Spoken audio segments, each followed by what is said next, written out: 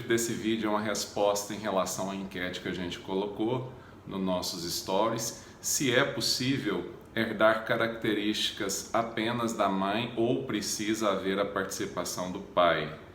Essa pergunta eu trouxe por achar a resposta extremamente interessante e por ter visto que a esmagadora maioria errou. Quando a gente fala em características genéticas, sem sombra de dúvidas é impossível que a gente não herde as características do pai também.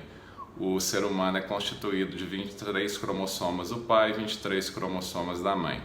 Mas fundamentalmente a pergunta não eram características genéticas, eram sim características. E quando a gente fala em características, a resposta sem sombra de dúvidas é sim. Mas aí você deve estar se perguntando, o que é que eu herdo só da minha mãe e não herdo do meu pai? A gente herda duas coisas apenas da nossa mãe. Uma delas é a nossa microbiota. Microbiota nada mais é do que a flora de micro-organismos que compõem o nosso corpo. Ela está distribuída no nosso tubo digestivo, no nosso sistema geniturinário, na nossa pele, na nossa árvore respiratória, tanto superior quanto inferior. Essa microbiota ela é herdada única e exclusivamente da mãe e ela começa a se desenvolver já na vida intrauterina.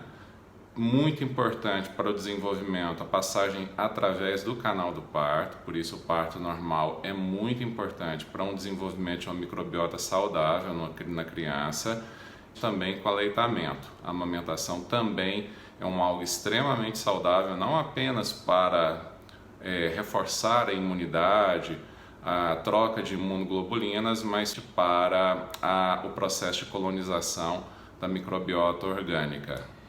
Então, quando falamos em microbiota, a criança herda essa microbiota toda da mãe. E um outro aspecto muito importante que é herdado única e exclusivamente da mãe são as mitocôndrias. Mitocôndria é uma organela citoplasmática extremamente importante para a economia celular. São elas, na verdade, onde a gente produz a energia para movimentar todo o nosso corpo.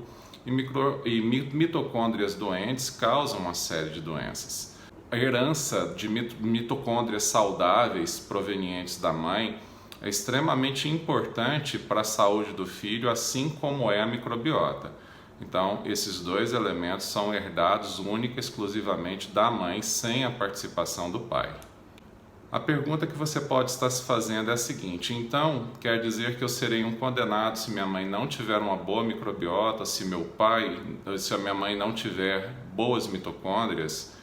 Não necessariamente. Se a gestação ocorrer em um período de pelo menos uns 6 meses antes da gestação, o estilo de vida da sua mãe não for modificado e você herdar essa microbiota doente, se você herdar mitocôndrias doentes, você vai ter uma chance maior de desenvolver doenças.